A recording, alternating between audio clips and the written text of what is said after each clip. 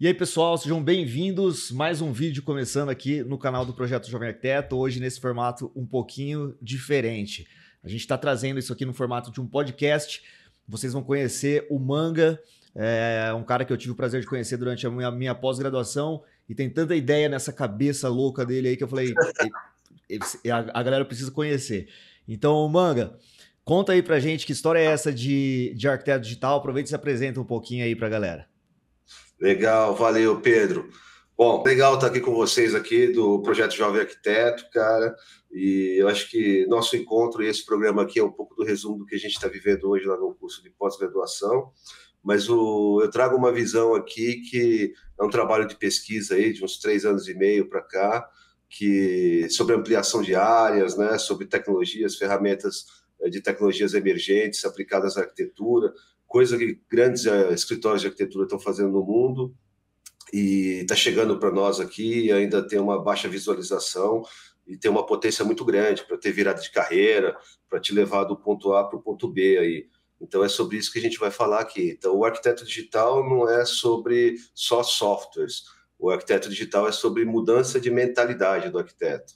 É disso que a gente vai falar um pouco aqui. Uma coisa que a gente conversa bastante no off e você gosta de bater na tecla com relação aos softwares, né? Aqui no Projeto de um Arquiteto a gente ensina muitos softwares para a galera e eu percebo que muita gente às vezes fica apegada demais, se apaixona pela ferramenta e a gente trocando ideia, você já falou que acha que isso talvez seja um ponto de desconexão do arquiteto com a realidade mesmo, porque no final das contas o que importa não é não é o software que você mexe, né? Mas sim o que você consegue fazer com ele. E você traz uma ideia bem legal disso, de falar da mudança de mentalidade, do que você consegue fazer com aquele software. É, isso aí. Eu penso que o software não é aquilo que ele faz, realmente, mas é aquele que ele te permite a fazer, né, cara? Então, qual é o alcance que um software pode te dar profissionalmente? Porque muitas vezes Por que você escolhe um software? Por que você resolve aprender sobre determinado software? Você precisa resolver um problema, trazer uma melhoria para a carreira, mas você precisa resolver um problema do teu escritório, no escritório que você trabalha, e aí você precisa estar atualizado, Uhum. né? E hoje a gente tem vários softwares aí no mercado, né? Tem inúmeros tipos de alcance, alguns até que são mais conhecidos, outros que não são tão conhecidos assim. Você é um especialista no assunto, está há muito tempo aí, está há 10 anos nesse mercado, ensinando a galera a desenhar, né? A modelar. E eu acho que agora discutir um pouco sobre filosofia de software, eu acho que é um assunto que é mais interessante, que eu acho que ele pode trazer uma mudança de mentalidade. Então, na hora que você pensar em determinado software, é você pensar qual é o alcance que esse software me dá, mais do que pensar só num produto final, num 3D ou num projeto executivo, mas ele pode me trazer uma nova forma, um novo desenho, quer dizer, alguma coisa mais inesperada, fora do tradicional, fora do comum. Eu acho que é bem por aí, né? Quer dizer, começa a mudar o jeito de projetar. O lance de resolver um problema, talvez, eu acho que um pouquinho do que a gente quer trazer para a galera aqui vai de encontro com isso que você falou, porque se você muitas vezes você não resolve um problema porque você não sabe que ele existe. A partir do momento que você enxerga, você Total. passa a ver meios de resolver. E a gente tem conversado bastante e tido acesso a coisas que eu particularmente, cara, antes de entrar nesse universo da arquitetura digital, desconhecia, né? Às vezes a gente se pega preocupado em, sei lá, ficar combinando o bloquinho da almofada com a cortina. E tem todo um universo de possibilidades que pode ser explorado a partir do momento que você conhece. Que você entende mais do que aquele software pode fazer por você, do que o digital, onde o digital entra na arquitetura. E não ficar nessa. Porque às vezes eu confesso pra você que eu fico um pouquinho cansado, cara, de tipo assim, pô, sabe, mais do mesmo aqui.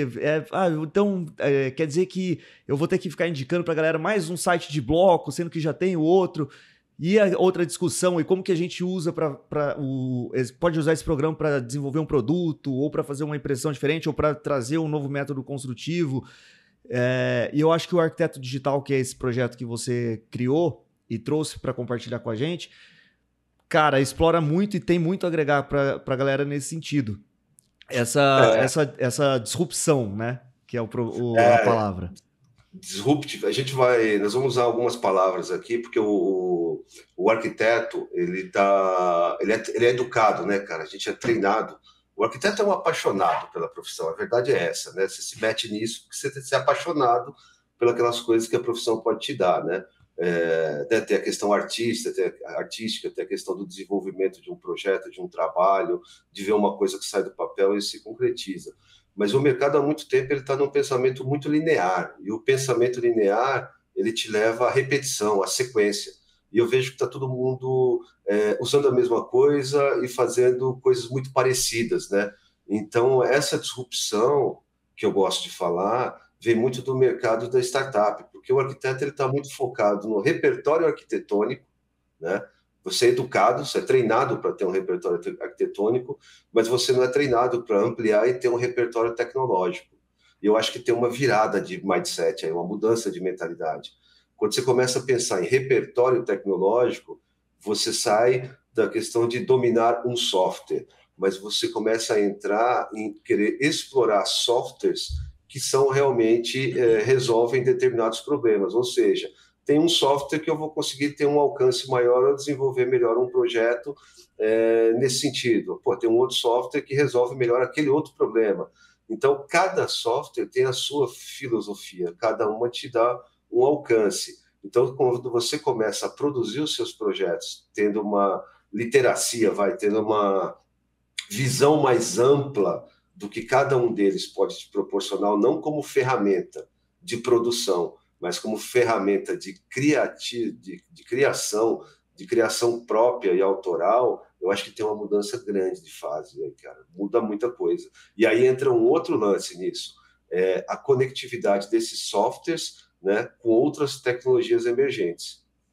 E como você acha que se desenvolve, ou pelo menos você descobre a filosofia do software? Você se interessa por uma área e depois busca formas de desenvolver determinado trabalho? Ou você aprende um software e depois entende o que aquele software pode fazer por você? Deixa mais É, claro essa coisa da filosofia. Vamos voltar de novo ao ponto, ao problema. Então, quando a gente está, eu até usei a palavra aí que é pensamento linear traz repetição. Então, você deve estar aí que está escutando a gente, sofrendo com repetidos problemas dentro de projetos que você repete, né? E você faz sempre a mesma coisa. O que eu quero dizer com isso? Você vai lá, vê um projeto conceitual, sai de um desenho, de um croquis, entra para poder fazer, entra para o CAD, vai para a modelagem no SketchUp, né? Então você já começa um trabalho num momento em que você tem toda a tecnologia para poder te dar mais alcance e você continua desenvolvendo um projeto com um pensamento passado. O que eu quero dizer com isso? Pensa assim, um AutoCAD é você desenhar em linha o que você desenhava em linha na prancheta, né? Você continua fazendo a mesma coisa. Muda a Quando você ferramenta, mas não muda o método.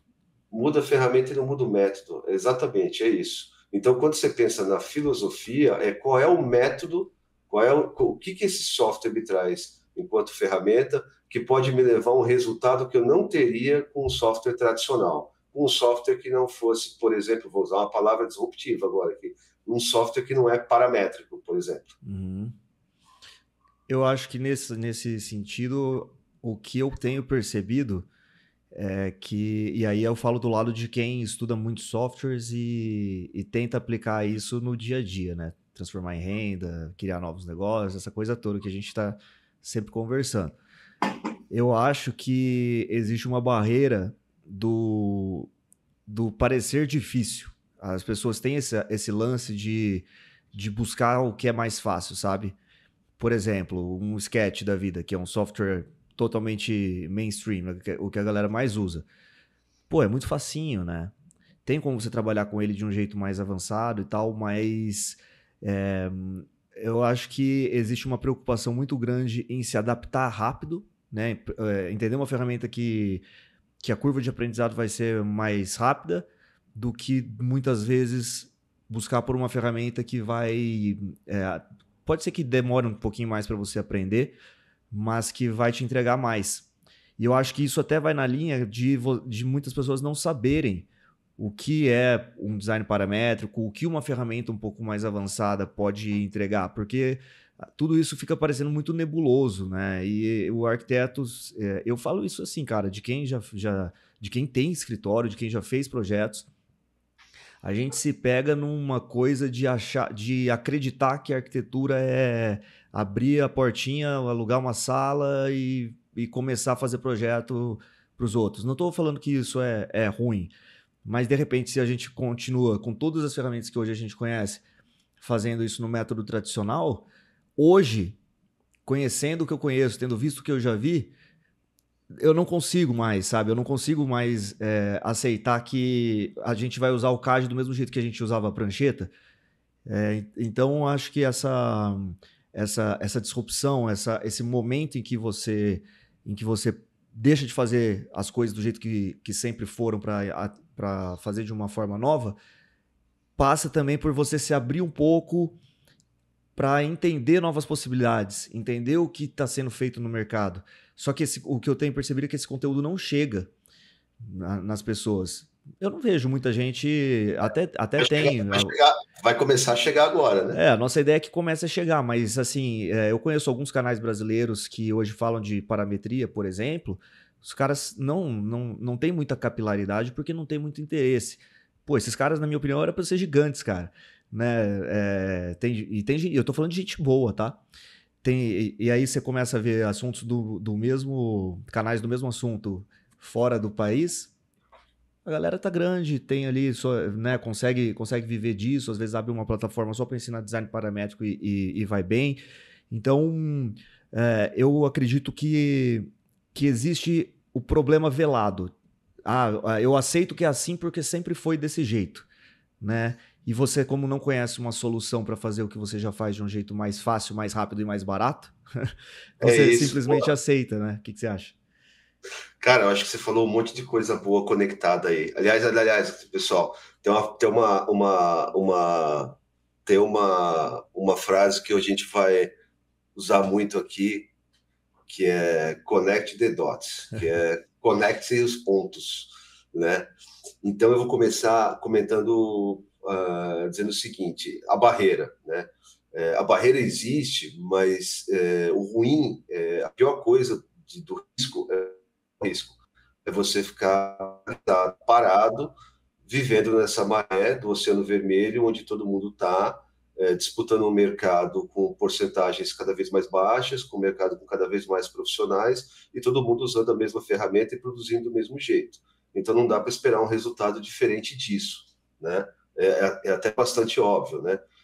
Tem uma coisa que eu gosto de falar também, que assim, é como se tivessem 3 tipos de arquiteto. O arquiteto que está na zona do apagão, ele não consegue, na cegueira, ele nem sabe do que está acontecendo em volta dele. Outros estão na zona intermediária, que é a zona de negação. Você até sabe que está acontecendo alguma coisa em volta de você, mas você não consegue capturar. Você está ali no quentinho, você está na zona de conforto, que não é conforto, né? É desconforto, porque se você não tá feliz, não está produzindo em alta performance, você não está numa zona de conforto. E você tem o que está na zona de crise, que é aquele cara que sabe o que está acontecendo, que entende que tem um monte de tecnologia emergente, que o mercado está difícil, mas ele também tá com receio de entrar, né?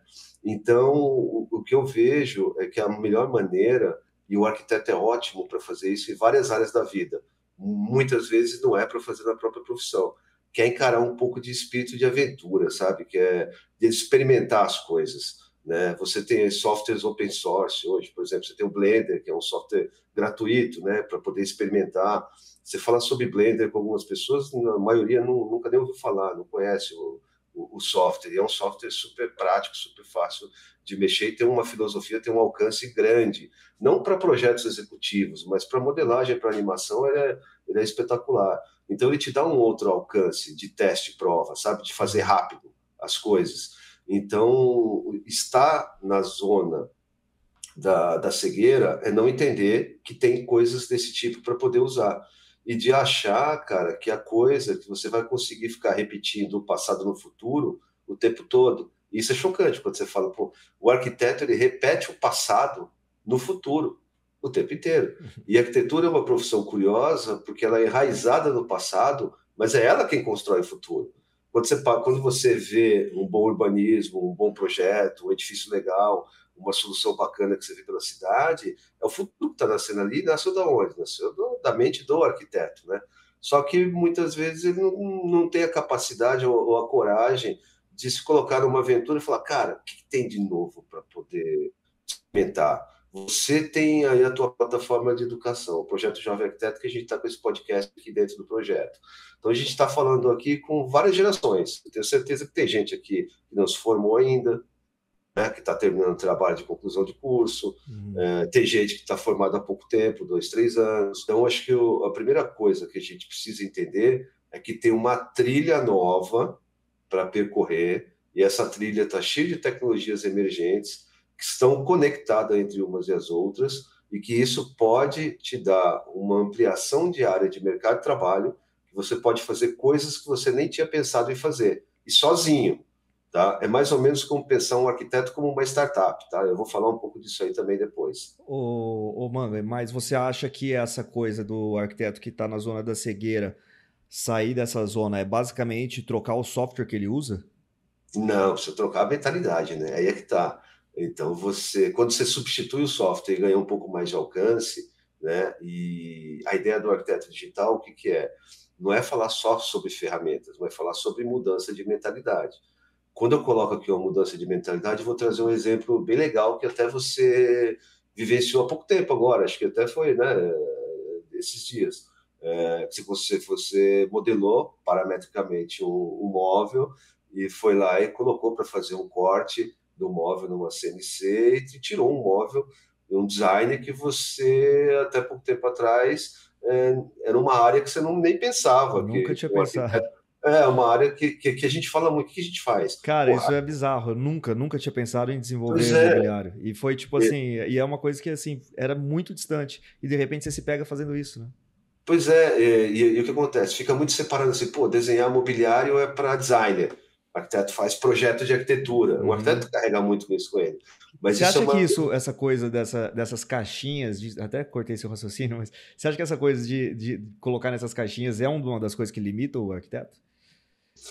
Das caixinhas, total, cara. E outra, eu também vejo que falta de conhecimento, que se você pegar uma geração de arquitetos lá do começo do século XX, os caras começaram o modernismo, foram no pós-modernismo, nos anos 40, nos anos 60, pô, o cara não tinha uma loja para ir lá escolher mobiliário. O cara tinha que trazer de fora, você não tinha produção, pouca produção de design, né, no Brasil nessas coisas. Então o arquiteto fazia o quê? Ele desenvolvia o projeto de arquitetura, desenvolvia o projeto da luminária, desenvolvia o lustre, pensava na mesa, pensava na cadeira. Então, o projeto ele tinha um pacote mais completo, né? Hoje, como é que a gente está condicionado no mercado? Design faz design, arquiteto faz arquitetura. Depois que eu projeto o que eu tenho que fazer, seja uma casa, um edifício, uma loja, aí eu vou nas prateleiras do mercado buscar alguma coisa que se encaixe no meu projeto. Quando, na verdade, as ferramentas, as tecnologias emergentes hoje, podem te dar um alcance de você personalizar o seu projeto com peças exclusivas. Já pensou que legal isso? Você desenvolver um projeto para o cara e falar, pô, agora aqui eu vou colocar para você uma mesa que foi desenhada nesse software, que foi impressa, que foi cortada. Então você está trazendo mais valor para o teu projeto. E você já sai um pouco daquela concorrência de fazer a mesma coisa que todo mundo faz. Não, e o legal é que quando você está falando do design paramétrico em si, uma única modelagem pode ser uma centena, milhares de projetos, para não falar milhões em alguns casos, né? Se a gente for levar em cara que cada rotação combinada com uma escala é um projeto novo, sei lá quantas possibilidades você tem. Então é outra forma de você Pensar rentabilizar o que você faz, né? E sim, de você pensar o projeto. Porque quando você tá projetando uma solução que vai ser adaptável, total. Aí você começa a entender o seguinte, e essa é uma pergunta, essa é uma colocação que ela é polêmica, mas vou te falar.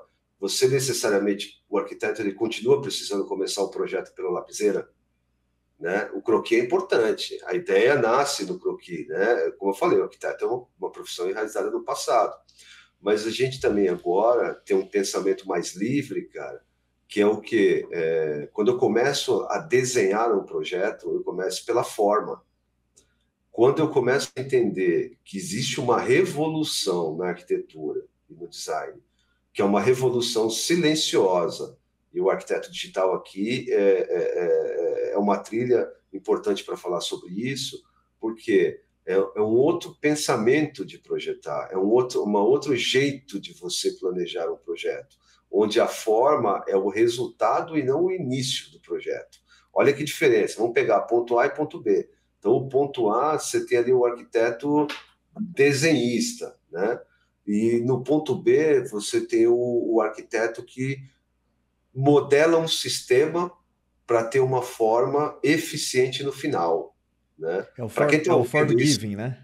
é um form que, para quem está ouvindo isso pela primeira vez, pode parecer, porra, tem dois arquitetos dizendo que o arquiteto não deve desenhar. Não é isso. Eu não falei isso ainda, você que falou.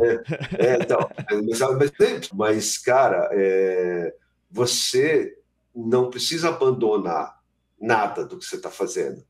Você só precisa ter um pouco mais de espírito de aventura e testar coisas novas. Tem uma coisa que eu gosto muito que se chama exercício de ambidestria. A gente já conversou várias vezes sobre isso, né, cara? Ambidestria o que é? É você utilizar as duas mãos. Então, com a mão esquerda, cara, você consegue provar outras coisas, experimentar softwares que te deem outros pensamentos para que você comece a projetar coisas que esteticamente e de forma mais importante, de forma mais eficiente, cara. Você consegue calcular coisas com a parametria, né? Não, o lance do form giving, acho que é uma coisa muito legal da gente conversar e trazer, porque soa muito bizarro quando você escuta falar disso pela primeira vez. Tem um livro aqui atrás, que é o Yes is More, do Bjark, que você sabe que eu sou fã, sempre falo, né? Não, mas eu gosto. É muito massa. E eles têm um projeto que eles desenvolveram que eles parametrizaram todos os indicadores urbanos da região onde o projeto estava sendo feito. E aqueles indicadores, à medida que o projeto ia subindo, o recuo ia diminuindo. Só que o recuo era variável de acordo com os vizinhos da frente. Algo assim, eu posso estar sendo impreciso aqui, mas é algo nesse sentido. Não, entendi. E isso gerava uma projeção de altura em cada ponto diferente do projeto que eles estavam fazendo. Cara, eles pegaram e fizeram a malha exata, cruzando em cima de todos os recuos e fizeram a forma a partir dos recuos. Eles chamaram de criatividade burocrática. E eu achei sensacional, cara. Eu falei, e no final das contas você olha o projeto super legal, super elaborado, e eles fizeram aquilo sem pensar, não vou falar que é sem pensar na forma, mas a forma foi consequência dos parâmetros burocráticos. E eu acho legal falar isso, porque às vezes a gente fica falando de design paramétrico e arquitetura digital, e isso soa um pouco turvo, né? Um pouco nebuloso. Às vezes a pessoa não tem uma dificuldade de entender onde isso é aplicado. Mas isso é interessante a gente falar, que pode ser aplicado da menor até a maior escala. Tem a Zaha Hadid fazendo design de joia com design paramétrico, mas ela também está fazendo um master plan, um planejamento urbano com design paramétrico. Né? Então, eu acho que o lance da filosofia é um pouco disso. E eu acho que a forma dada, o form giving, né? o design a partir dos parâmetros, é um ponto de partida para entender isso. Porque vai disruptando a mente da galera, vai mudando aquela chavinha. Tipo assim, que é o que você falou da lapiseira. Você provoca a galera, né? Falando do lance de você não ser mais um desenhista. Cara, eu acho que é uma provocação válida. Eu gosto dela. Mas eu entendo ela como uma... Aí você vai me dizer se eu tô errado ou não, mas eu entendo como uma alegoria. Porque a gente sempre vai começar com um rabisquinho ou outro, a gente sempre vai ter uma coisa em mente, né? Mas talvez também seja um modo de pensar meu que ainda não foi alterado, né? Porque se eu lanço os parâmetros, isso depois gera um resultado. Quem sabe um dia eu chego nesse nível. Cara, eu já refleti bastante sobre isso. E ó, bom, eu vi várias revoluções já acontecerem, né, cara? Eu tô há 30 anos no mercado, né? E eu saí da prancheta, enfim, atravessei várias revoluções dentro da arquitetura. Mas o que eu acho legal é você pensar assim, o que faz um arquiteto ser eficiente, né? É a técnica projetual, é a criatividade, não é? Uns mais criativos, outros menos, uns mais técnicos, outros menos. Mas, no geral, até aqui, a gente só podia contar com a própria opinião e a própria sensibilidade. Quando a gente vai para um design paramétrico, cara, você recebe outros dados, você ganha informações que mudam a dimensão do projeto, né? Então, o que eu quero dizer com você passa a conhecer outros dados. Então, são mais informações. É a mesma coisa que pensar o mundo antigo e o mundo novo. A gente sabia bem menos há 10, a 15, a 20 anos atrás do que a gente sabe hoje. Então, você pensar numa construção hoje é uma construção que deve ser mais eficiente. Então, quando você pensa nela eficiência, você pensa o quê? Pô, sistema construtivo é eficiência. Mas você não pensa no processo projetual, se esse processo realmente está sendo eficiente. Ele está calculando as melhores opções, como você deu o exemplo aí desse projeto lá do BEAC, que é o quê? Nada mais é do que usar a parametria, né, tirando regras de construção, preservando construções no entorno e modelando o edifício na medida e no máximo do necessário para trazer conforto para todo mundo. Fazer isso só com a sensibilidade é muito difícil. Além de você ter uma liberdade maior de formas, né? E aí a gente tem um exemplo que é fodaralho, vamos dizer assim, que é do Frank Gehry, que eu acho que tudo isso começa com o Frank Gehry, cara. Tudo isso começa com o Guggenheim. E ninguém contou pra gente como foi feito o Guggenheim. Ninguém mostrava, não tinha em revista, ninguém dava entrevista. O Scorsese, o cineasta, ele fez um filme, um documentário com o Gehry, e ele começa a mostrar o processo criativo do Frank Gehry, né? Então, é um processo que é o quê? O cara teve que usar, pela primeira vez, os softwares. Foi a primeira vez que a arquitetura teve que pedir socorro para a indústria para conseguir colocar um prédio de pé. O Eles que a indústria tinha? usaram, eles usaram software de aviação, Software designer de construir foguete, cara. Os caras foram usar o construção CATIA, que a NASA aeronáutica. usa para fazer design aeronáutico, né? Então, isso é foda. O que quer dizer com isso? Porra, é um software que calculava e simulava problemas e soluções. Então, quando eu falo que o pensamento paramétrico é um novo pensamento e é uma revolução na arquitetura, é que ele te permite simular o real antes de construir. Então, aí você me pergunta, fala, porra, Manga, mas a gente está aqui no Brasil, terceiro mundo, tem gente começando a carreira, tem gente em final de carreira, tem gente em meio de carreira, o que que isso muda para mim? Porra, muda que você sai de onde você está fazendo a mesma coisa e começa a conseguir enxergar e perceber que o projeto que você continua fazendo pode ter alguma coisa a mais. Você pode começar a incrementar esse projeto, né? Não só pelo design que a gente falou aqui, que é você personalizar peças, mas você começa a ter projetos mais eficientes. Eficiente na iluminação, no conforto térmico, né? Eficiente no material e eficiente na fabricação, cara. Que isso que eu acho que é legal. É você tirar um código do seu computador, tira um pendrive ali espetado do seu computador, espeta numa máquina e tira um projeto daquela máquina. É uma coisa que você fez ontem, aí, esses dias aí, que você fez que eu achei que foi legal pra caralho, né? Eu tive uma experiência dessa aí um tempo atrás, depois eu conto. Mas, pô, mas fala um pouco disso aí, do que você fez. Acho que isso descreve o que eu tô falando aqui. Cara, eu acho que isso descreve o que você está falando em termos de projeto, mas descreve também em termos de processo e carreira, porque esse foi o primeiro projeto que eu consegui fazer 100% paramétrico, né? Então, você encarar uma ferramenta nova, tipo um Grasshopper da vida, pode ser algo assustador no começo, né? Principalmente quando você vê exemplos como esse que eu dei, de o cara que parametrizou a vizinhança. Pô, é bizarro. Só que aí você toca num outro ponto que eu acho muito importante, que é você usar a parametria não só para gerar forma, mas também para para enxergar melhores soluções e buscar por É elas. isso. Porque a gente, manualmente, cara, quantas possibilidades de projeto você consegue testar? Você vai testar a primeira, a segunda, a hora que tá na quinta, você já não consegue mais abrir aquele arquivo. Eu sei como que é isso, né? Você vai cansando do projeto no meio do processo. Quando você está falando de um sistema de design generativo ou de design paramétrico, a graça não está em você olhar para o projeto da Zaha Hadid lá em Dubai e falar que vai fazer aquela forma curva aqui no Brasil, mas está É isso. em você economizar as suas horas de trabalho na frente do computador testando possibilidades, ou então desenvolvendo um projeto que testa várias possibilidades.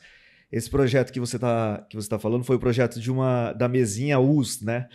Que Conta eu ele pra fiz. gente aí, A fala gente, aí. a gente fez uma brincadeira com esse formato do U, que é uma letra versátil, né? Que você consegue fazer ali mais fina, mais grossa, você consegue rotacionar e tal. A gente empilhou várias letras U's e usou ela como para fazer de base numa mesa. Eu tô com o projeto aberto aqui, eu acho que vale a pena dar uma mostrada pra galera. Deixa eu compartilhar ele rapidinho aqui, eu Pô, coloca ele na tela, mano. acho que vai ficar legal, ó.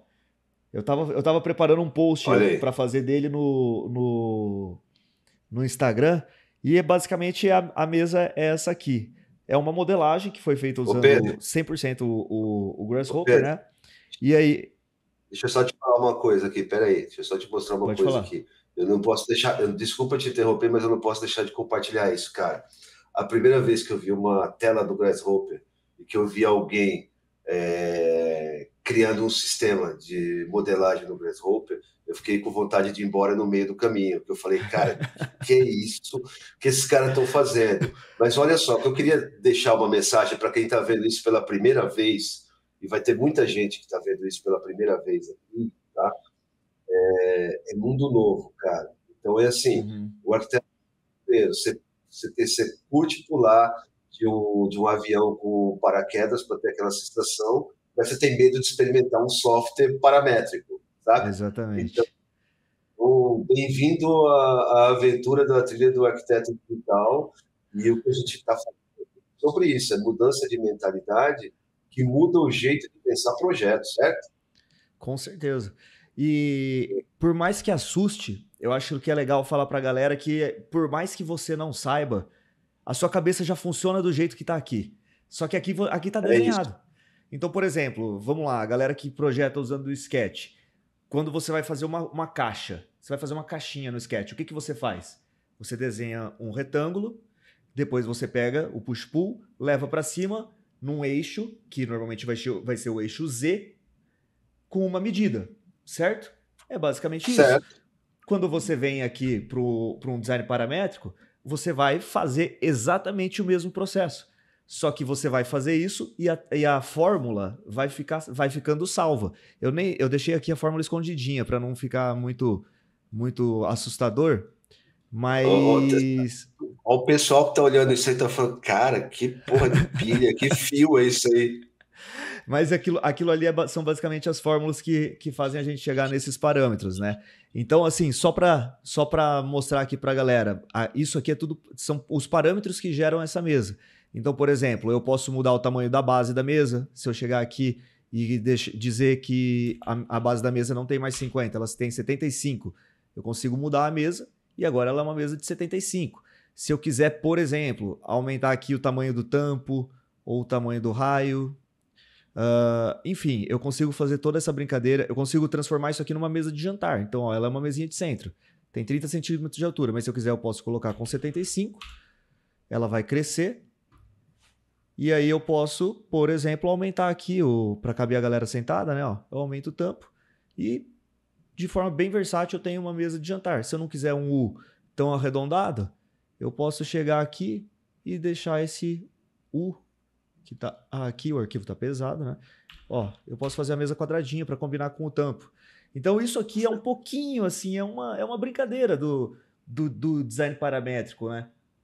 E esse aqui foi o Mas primeiro esse projeto eu estou compartilhando e o Manga trouxe, porque me deixou muito feliz porque ele foi realmente 100% paramétrico. Eu não desenhei linha, nada, foi 100% código. E a gente apresentou isso aqui, enfim, foi um projeto legal da faculdade que a gente fez aí. É a gente colocando o pé nesse mundo, né, Manga? Você também fez um banco que, inclusive, foi premiado, enfim, você ganhou um prêmio com o projeto. Queria que você falasse um pouquinho sobre isso também, porque vai nessa linha. Eu sei que tem muita tecnologia envolvida no seu projeto e quem sabe uma hora a gente não pega ele também e joga aqui no Grasshopper para ver o que, que acontece. Vai ser uma loucura, Podemos hein? fazer isso. Ele foi modelado no Rhino, né? Então, para quem não sabe o que acontece, o Rhino é um software, né, paramétrico, e dentro desse software você tem vários plugins, né? Então, o Grasshopper está dentro do Rhino, né? É uma tecnologia embarcada dentro de uma outra tecnologia, né? E você tem vários plugins para várias coisas lá diferentes, né?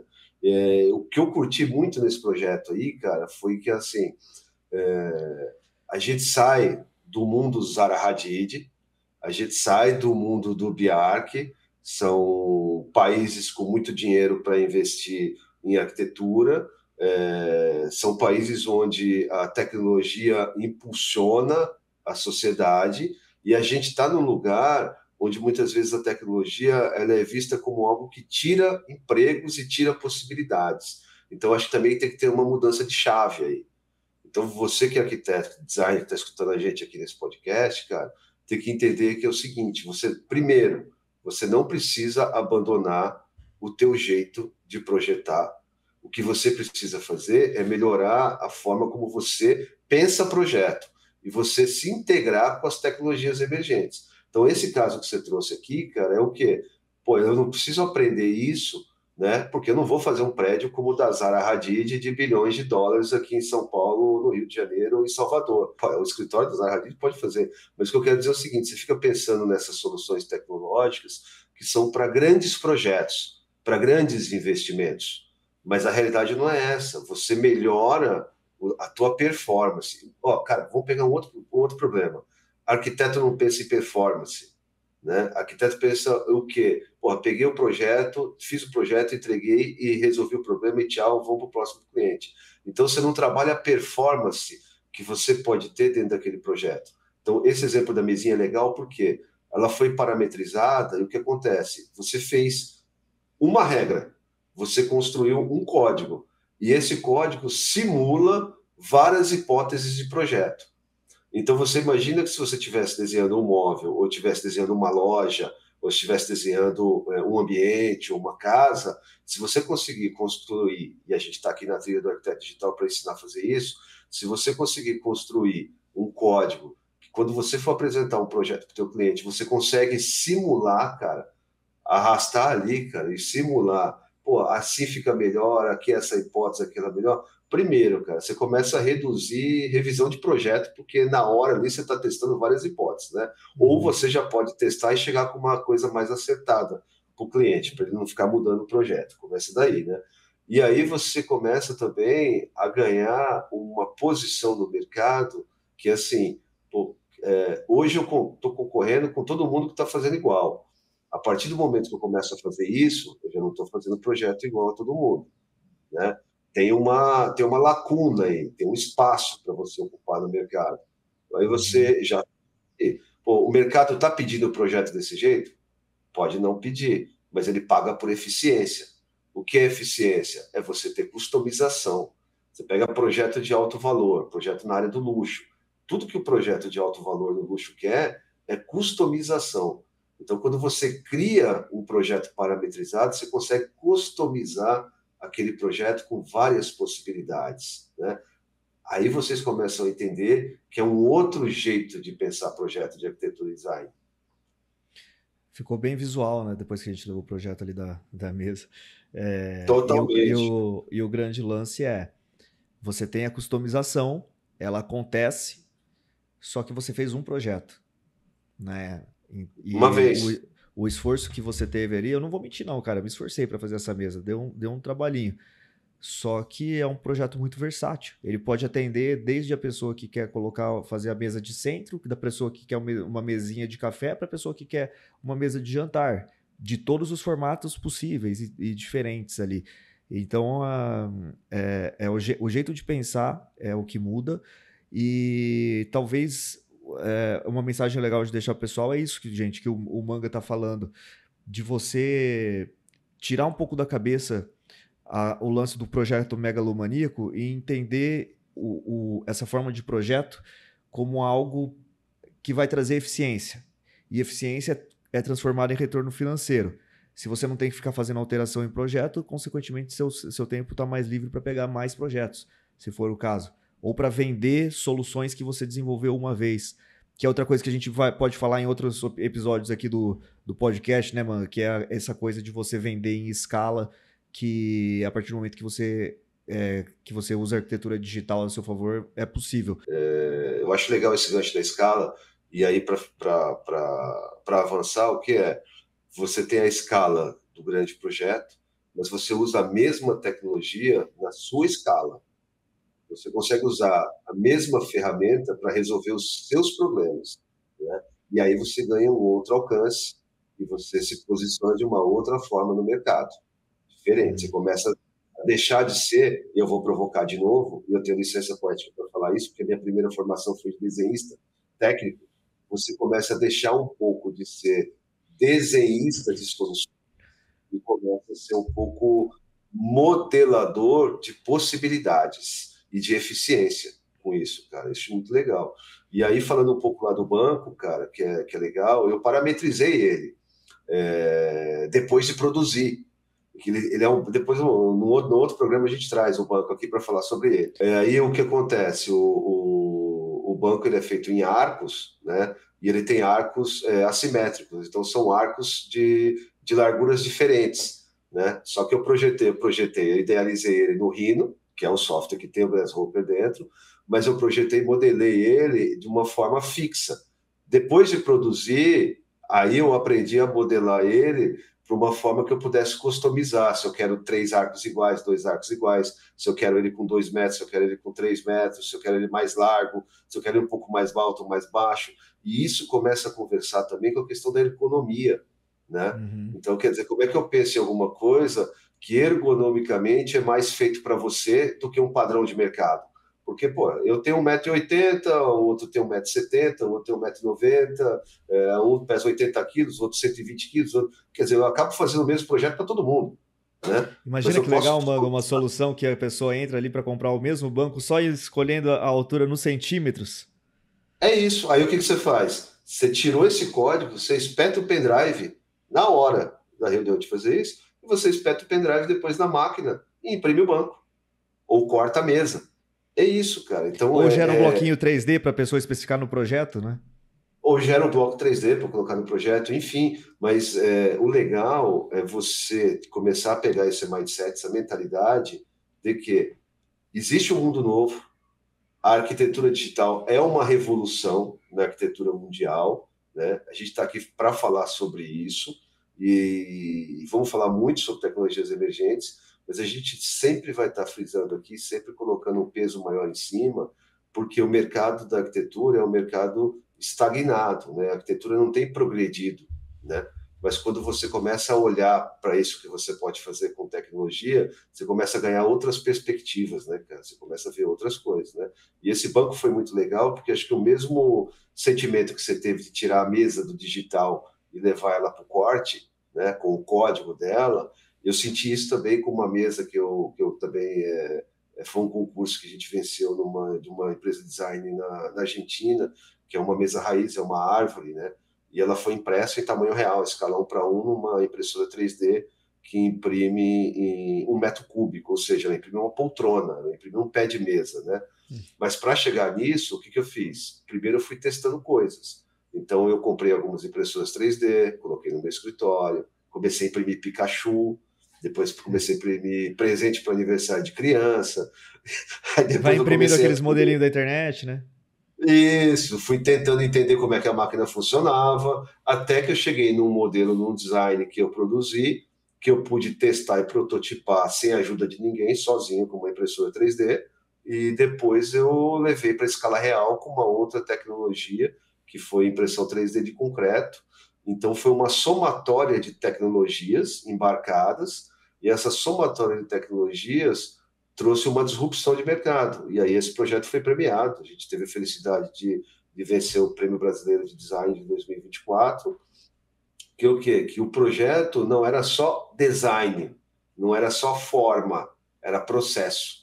Então, o prêmio foi recebido porque a história que a gente estava contando lá era essa. Não é mais um projeto que tem um design legal, é um projeto que tem um processo disruptivo. Tem muita tecnologia embarcada aí, né? Não só em materiais, mas em produção. Então, você vê, a gente podia imaginar isso há, sei lá, 5 anos, 10 anos atrás, um arquiteto fazendo isso sozinho aqui em São Paulo ou qualquer lugar do Brasil, não dava para imaginar. Então você vê uma valorização do mercado no que diz respeito a essas tecnologias, essas novas formas de produção. Totalmente. Primeiro eu vejo a autovalorização do profissional. Então você começa a ter um valor, né, maior, né? Você começa a sair do preço, começa a ter valor no que você está fazendo. Por quê? Porque você está entregando mais eficiência. O mercado enxerga esse valor porque ele entende que você está entregando alguma coisa que, primeiro, ela pode ser customizada, ela pode ser vendida em escala, mas principalmente ela traz eficiência em redução de CO2, de gás carbônico, você começa a reduzir materiais, porque quando você tira um projeto digital e vai para uma fabricação digital, você praticamente elimina o desperdício. Então, você não tem desperdício de matéria-prima. Economicamente, isso deixa as coisas mais viáveis.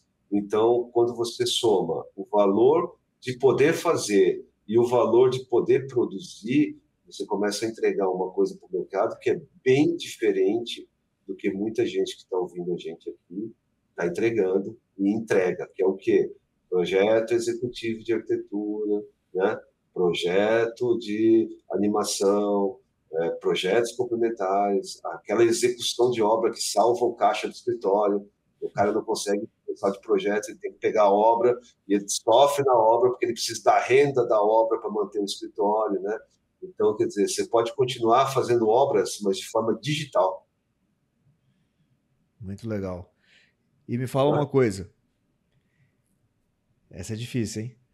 Que dica Pode que falar. você daria para quem está escutando a gente e tá estudando software, tá começando a aprender alguma coisa, não tem um negócio ainda, mas pensa em trabalhar na área, tá na faculdade. Que dica você daria para essa pessoa que normalmente é um sonhador ainda? Cara, eu vou dar a dica, é o caminho que eu mesmo usei, né? Primeiro é a curiosidade, né? Você precisa ser curioso. E está no DNA do arquiteto a curiosidade. Eu não consigo nem muitas vezes entender como é que o arquiteto consegue ficar tão numa água morna, sendo que a criatividade dele é tão quente, né? Não esfria. Então a dica que eu daria é o seguinte: ao invés de você estar aprendendo coisas para trazer melhoria de currículo, né? Ou para trazer melhorias em canteiro de obra, porque muitas vezes a gente pensa em tecnologia, pensa no canteiro de obra, não pensa no escritório, é começar com curiosidade e experimentar. Então, como é que você experimenta isso? Você começa a pensar que você pode procurar no mercado um problema para que você queira resolver. E o que não falta é problema. Então, qual é a dica? Poxa, tá cheio de escritório com problema de trabalho em repetição, que pode ser resolvido, né? Tá cheio de projeto que é personalizado com coisas prontas. E você pode desenvolver processos que personalizem realmente elementos da arquitetura ou do design para aquele projeto. Então, vamos dar um exemplo prático, né? Você pode criar um sistema de brise, você pode criar um cogobó, você pode criar um móvel, né? Você pode criar eficiência e conforto dentro do projeto que alguém desenvolveu e você está ali só desenvolvendo a eficiência de conforto. Ô, Então, a mano, primeira dica é, cara, comece a experimentar a tecnologia. E aqui é o lugar certo, hein? é. Você acha então que pensar na arquitetura de forma fragmentada é um bom caminho? Tipo assim, você olhar para uma. Quando você olha para um projeto, quando você olha para uma casa ou qualquer coisa, você segmentar, entender o que tem dentro daquilo ali como um todo e em que momento você poderia entrar com uma solução. Porque, por que eu estou falando isso? A gente convive com muitos arquitetos e sabe que a gente é associado a essa coisa do artista, da criação, de você ter que de você ter que desenvolver a ideia que vai ser o projeto em si. E não olha tanto para a coisa do produto, né? De tudo que é usado durante o processo do projeto até a execução. Eu não sei se eu diria fragmentado. Vamos pensar assim, ó, olhar para todas as camadas de um projeto, Isso. né? Então, quando você olha para todas as camadas de um projeto, tem o que vem na frente e o que vem depois. E aí tem aquela coisa que a gente começou falando aqui no programa, né? Que é connect the dots, que é conecte os pontos, né? Quando você começa a analisar essas camadas com curiosidade, por isso que eu falei que a primeira dica é seja curioso. Então, quando você entende que tem uma tecnologia que pode resolver alguns problemas e que você olha essas camadas, você consegue encontrar espaços no mercado. Então, é assim, eu consigo personalizar partes desse projeto, não só para o cliente final, aquele que contratou um projeto, mas eu posso também criar essas soluções para o escritório de arquitetura que está viabilizando aquele projeto. Então, eu tenho dois clientes. Eu tenho o cliente final, que é o dono do projeto, e tenho o cliente que é aquele arquiteto, que muitas vezes ele está especializado em alguma coisa. É um cara que só faz casa, é um cara que só faz loja, né? É um cara que só faz corporativo. Então, aquele escritório ele tem pouco espaço, né, para que soluções, além do que tem na prateleira do mercado, sejam aplicadas. E você imagina que ao invés de você enviar um currículo teu na busca de emprego, você envia uma solução para o escritório. Dizer o seguinte, pô, olha que legal, olha o que eu consigo fazer dentro de um projeto. Eu posso fazer isso dentro dos projetos que você faz. Estuda a cultura, né? Olha escolhe, né, qual é o escritório, faz uma lista lá de quem você quer falar, e você começa a pensar, ao invés de operar um software, mas em criar soluções com aquele software que preenchem um espaço no mercado. Eu acho que isso é um ganho de área, cara, imenso para a arquitetura, imenso. Porque tem espaço para poder explorar isso muito. A indústria tradicional não gosta disso. A indústria gosta do quê? De cuspir 5.000 poltronas iguais, 10.000 portas iguais. A indústria gosta de repetição, né? E muitas vezes a gente desenvolve um projeto engessado na repetição da indústria. Então, eu não sei se eu consegui ser bastante claro, mas o que eu quero dizer para você é o seguinte: você pode personalizar soluções resolvendo problemas para clientes e escritórios de arquitetura. Então, isso vai além de aprender um software para ganhar uma melhoria no currículo. Boa. Que é Não o que é? acontece na maioria dos casos, né? Total, eu acho que quando a gente fala na questão do arquiteto na zona da cegueira, né, na zona da negação e na zona da crise, é total isso, total. É todo mundo embarcado num pensamento linear, né? E o que a gente está sobre pensamento disruptivo. É igual pensar assim, Pedro, ó, saca essa? Você pensar o que é digital? Você já parou para pensar nisso? O que é digital? Você olha, pô, arquiteto digital. Né? Quando eu construí essa marca, me perguntaram uma coisa dessa, foi engraçado. O cara me mandou lá um direct, tipo assim, o que é um arquiteto digital? Fez uma pergunta assim, e ele me pôs para pensar, né? O que era? Eu tinha construído a marca, né? Então, quer Às vezes dizer, as perguntas que são as mais básicas são as mais difíceis de responder, né? mas muito básico e aquilo me botou para refletir. Então, o digital, o que é? Digital é um código, digital é uma tela, é um sistema, é um processo. Isso ao pé da letra. Mas Manga, eu gosto de falar, eu gosto de pensar que digital é uma mentalidade, cara. E quando você tem uma mentalidade digital, você não está preso a um software, a dois softwares, a três softwares ou a um processo de construção ou fabricação. Você está conectando vários pontos. Você tira, é como se tirasse um fiozinho daqui e colocasse ali, isso também funciona, isso também funciona, isso também funciona, isso também funciona. Então, ser um arquiteto digital é ser um arquiteto que tem uma mentalidade digital. Você está atualizado ao que já existe, ao que está acontecendo, e disso você está tirando soluções fáceis, sozinho, sem precisar de uma equipe, sem precisar de grandes coisas, você consegue fazer isso sozinho. Você acha que é possível hoje um escritório de arquitetura existir com uma equipe enxuta e fazendo grandes projetos? Total, vou te dar um exemplo. A gente já tem, e não é da linguagem nativa do arquiteto falar sobre tecnologia, muito menos sobre o mercado de startup ou esse tipo de coisa.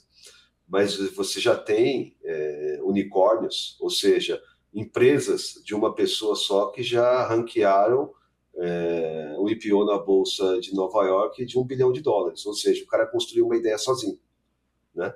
Usando o quê? Usando um computador e uma ferramenta de inteligência artificial, o cara construiu uma empresa sozinho que vale R$1 bilhão.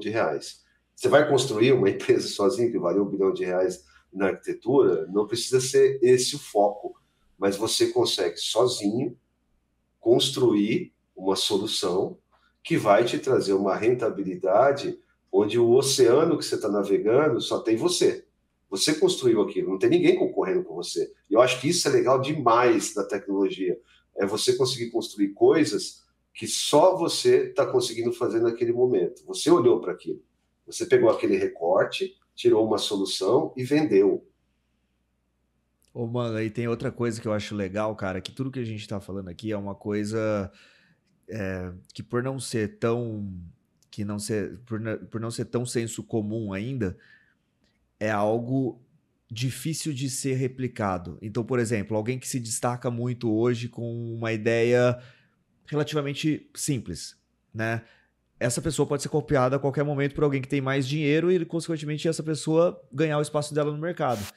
Quando a gente está falando de algo que exige uma capacidade técnica um pouquinho maior, ou pelo menos um conhecimento de base para você iniciar, é uma ideia que é difícil de ser replicada, né? Então, quando você está falando, por exemplo, de design paramétrico, poxa, se você desenvolve uma solução a partir de uma programação que é sua, porque no final das contas é isso, tá, galera? Quando a gente está falando de design paramétrico, a gente está falando de programação. Pode ser uma programação visual, mas não deixa de ser uma programação. Se você desenvolveu aquela solução, a programação é sua. É muito difícil alguém copiar esse código seu. Porque quando eu falo código, eu não estou falando um código, uma ideia, que nem o Pablo Marçal fala, o código. Não é código de coaching, não é código de coaching. Não é esse código que é pra você pegar. É o código literal. Pedro, tem uma frase legal que eu também gosto, que é o seguinte, que é um lance que eu escrevi um dia e ficou meio jogado. Eu até mostrei isso aí para você gostou. Numa das nossos encontros aí, e ela é bastante polêmica, tá? Ixi, lá vem. Ela é bastante polêmica, mas assim, o futuro não será desenhado, será programado, né? E aí, cara, você que está assistindo a gente aí nesse programa, se você quiser saber mais sobre isso, né, acompanha aqui nossos programas, nossos episódios. A gente tá levando uma conversa tranquila, mas ela é muito séria. Por quê? Porque a gente está falando com pessoas que estão saindo da universidade, que não estão sabendo para onde vão, qual é o caminho, o que é que vão fazer. A gente pode estar falando aqui com pessoas que estão em crise de carreira, quer dizer, eu já estou aí há 10, 15 anos no mercado, 20 anos, não estou feliz. O que eu posso fazer de diferente, né? O que eu posso mudar se sempre tudo é a mesma coisa, né? Dentro da arquitetura, né? E tem aquele texto que a arquitetura não progride.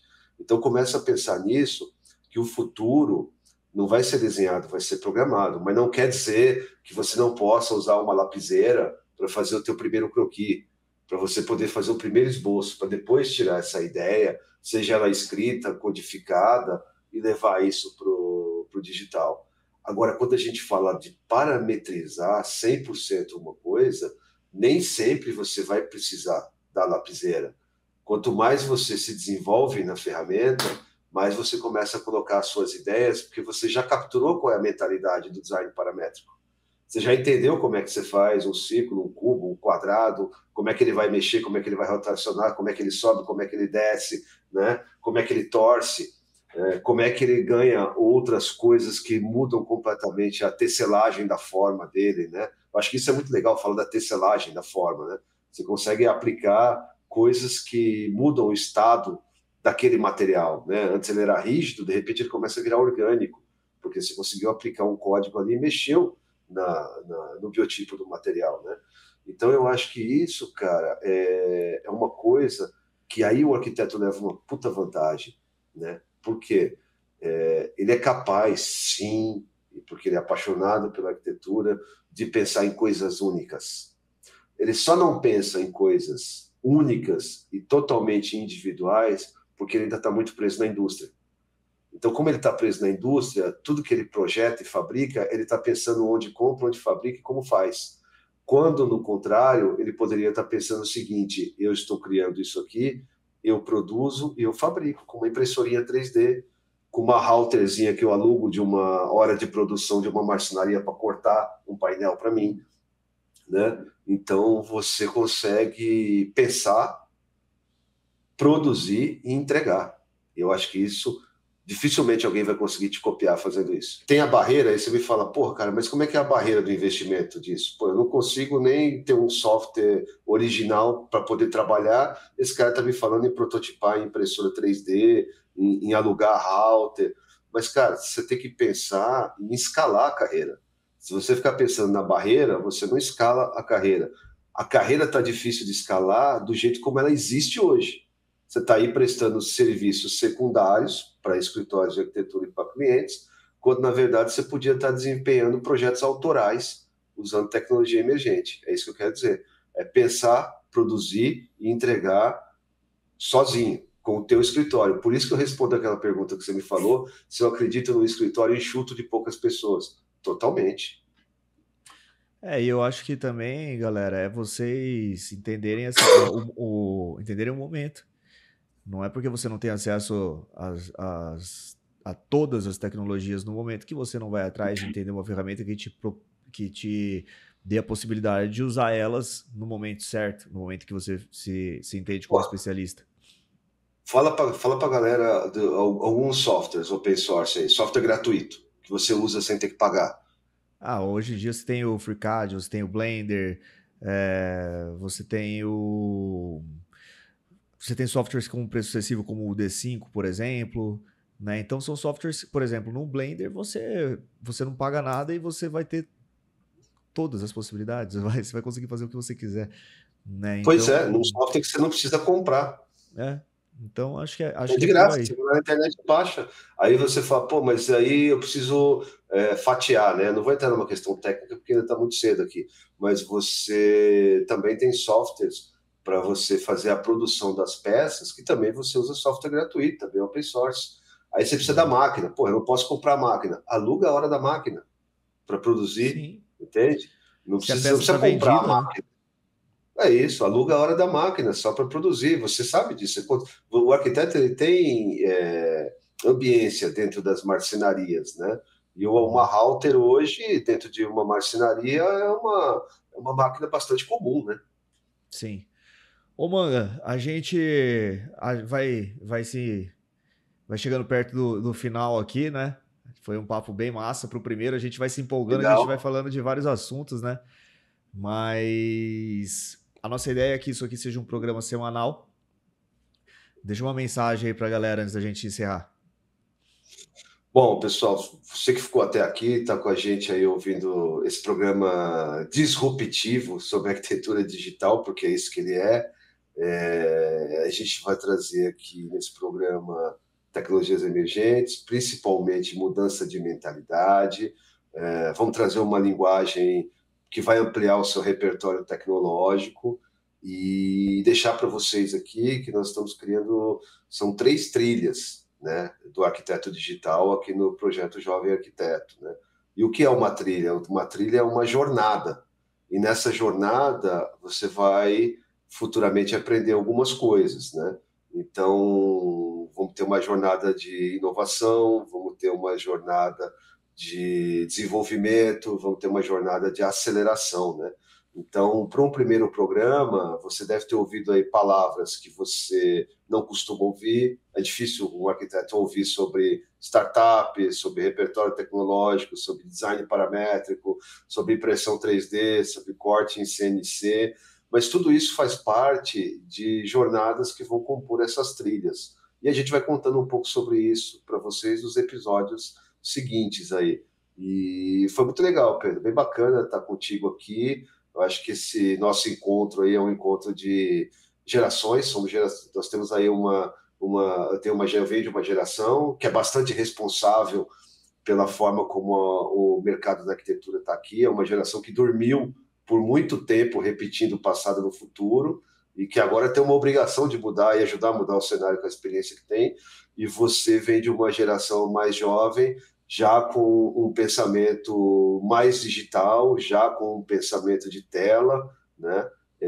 Mas que também está mergulhado no mesmo problema de quem começou, de quem está começando, de quem está no meio e de quem está aí já pensando em largar a arquitetura porque está sofrendo demais. Então não deixa a arquitetura, não muda de profissão, porque tem outras coisas para fazer, são bastante empolgantes e dá para se divertir bastante. Porque eu acho que o barato de fazer arquitetura é se divertir. Se estiver fazendo arquitetura sofrendo, está errado.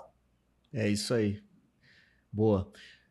Bom, galera, então a gente vai ficando por aqui. Agradeço também, Manga. Com certeza, o primeiro de muitos, como eu falei, cara,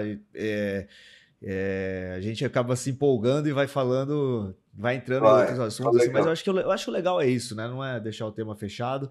Conforme a gente for fazendo mais e mais episódios, a gente vai pegando o jeito mais da coisa aqui. Também é um formato novo para mim, mas mesmo assim, eu já queria trazer algo diferente pro canal há algum tempo, então, né, trazer um conteúdo com esse valor pra galera é algo que realmente é um privilégio.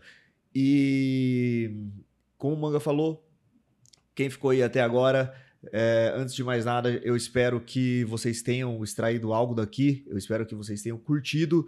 Não saiam do vídeo sem deixar o joinha, isso ajuda pra caramba o canal, né? Infelizmente eu só lembrei de falar agora no final do vídeo, mas tudo bem. Quem ficou até agora vai deixar o joinha, não precisava nem pedir, né? Mas tudo bem.